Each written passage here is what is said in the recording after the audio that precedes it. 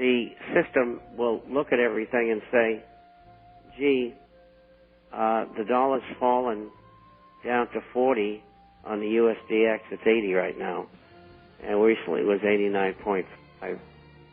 And gold and silver are gone substantially higher. The stock market's back down to 6,600. I think we still have the same problems. And it's true, we do have the same problems, or will. But don't you think the value of the bonds is going to fall? Value of the T-bonds, value of the agency bonds, value of the private corporate bonds? Hold that thought. We'll be back in just a moment here.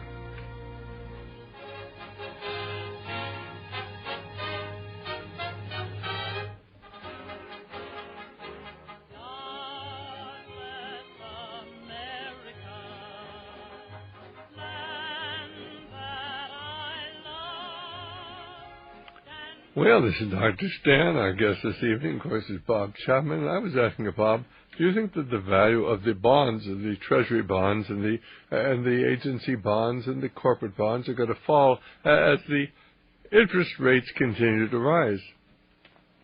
Well, in order to purge the system, what's going to happen is that the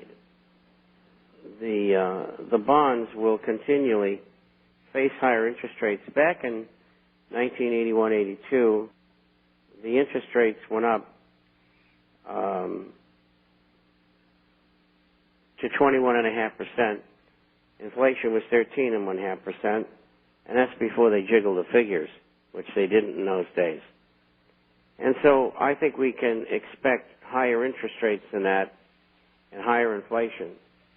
And I think there's a good shot inflation going to 25 or 30%. I think that's baked into the cake, as they say. And I think that the interest rate probably could get up to 25 or 30%, and that will happen during a deflationary depression. And this phase we're in now is inflationary. And how long will this go? It's hard to say, but I would venture 2 to 3 years, and then when it reaches that point and goes deflationary, that's when I think that we'll have a third world war, and probably half the people in America will get wiped out, in the world. Well, it's a horrible thing to contemplate, but everything points in that direction, that they are planning on another major war. And, of course, America is unilaterally disarming, as Russia and China and so much of the rest of the world is in full production for war, and none of this makes sense. But of this, it's not supposed to make sense, and America is going to be increasingly vulnerable, with the other countries in the world having all sorts of intercontinental ballistic missiles. America has no known missile defense system. We have a half a dozen interceptors up in Alaska, and the Russians have thousands of nuclear warheads pointed at the United States. And if you think about what's going on, and you say, why wouldn't we try to defend ourselves? Well, there's got to be a reason, but of course, that is not going to be told to the American people.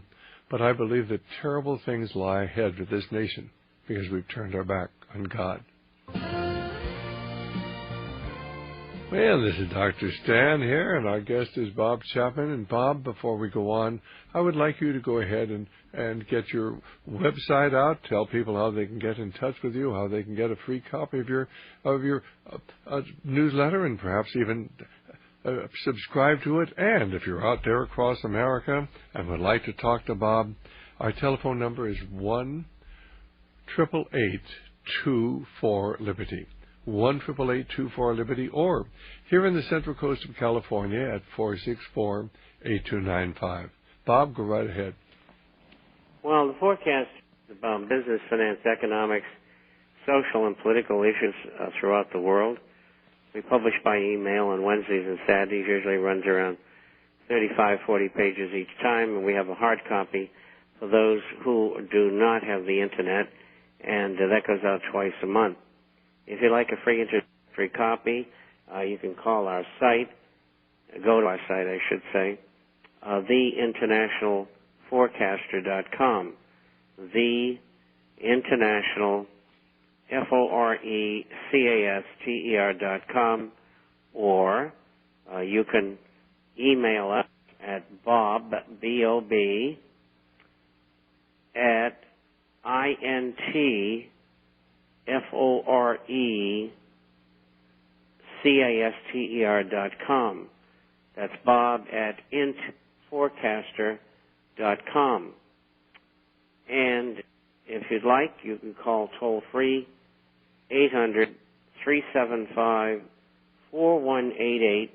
That's 800-375-4188, and you can get a free copy. All right, fine. So, certainly I read the International Forecaster twice a week when it comes. I always look forward to it. All sorts of fascinating information that will help us to understand what's really going on today. And if you really want to understand what General Motors bankruptcy was all about, it is simply a vehicle by which they're going to be able to funnel $50 billion to General Motors so they can facilitate the transfer of their production facilities to China, to India, where they have a number of factories, to Russia and to Brazil. They call those the BRIC nations. The Brazil, R for Russia, I for India, C for China. The BRIC nations, of course, are going to be where the major production facilities are. And we are intentionally funding the transfer of the American jobs to other countries, but we can't let the American people know that. We've got to make them think, we're going to bring General Motors back as meaner and leaner. And of course, really what we're really doing is facilitating the closure of American dealerships, of American production facilities so that they can begin bringing cars that are manufactured in China and Brazil and India into the United States from the BRIC nations. Go right ahead, Bob. Well, of course, the solution to that's very simple. We just go back to tariffs on goods and services, and that'll end that.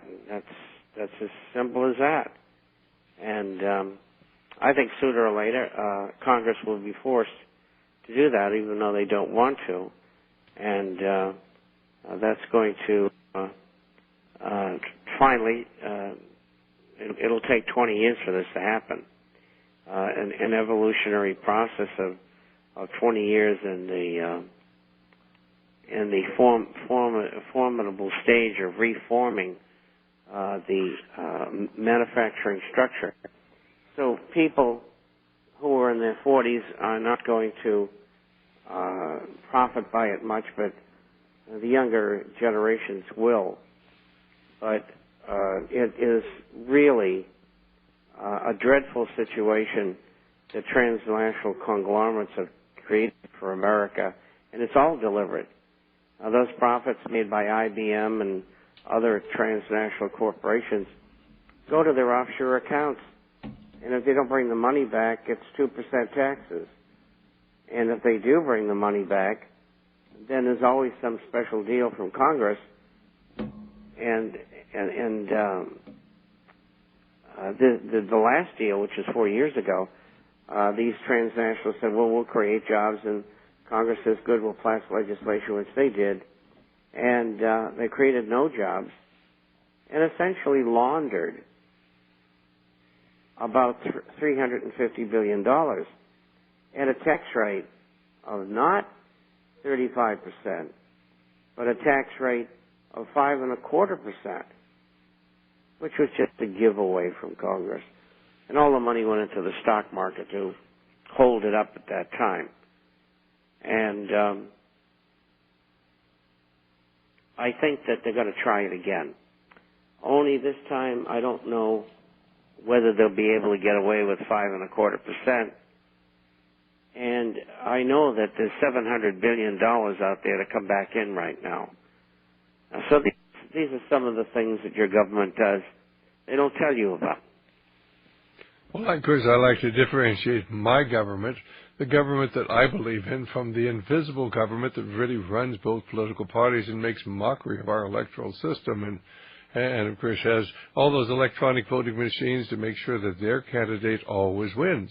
Well, our telephone number is 1-888 888-24-LIBERTY, 1-888-24-LIBERTY, or 464-8295 if you have a question for Bob, because basically most people are going to lose most of what they have before this is over. I notice that a lot of the major insurance companies are going to the government trying to borrow money because they've lost so much money in their investment in hedge funds and certainly their investment in commercial property developments. Of course, one of the next bubbles to go will be the commercial property bubble. So what are your thoughts on certainly what's happening from that point of view? How safe are the insurance companies where people have so much of their wealth invested?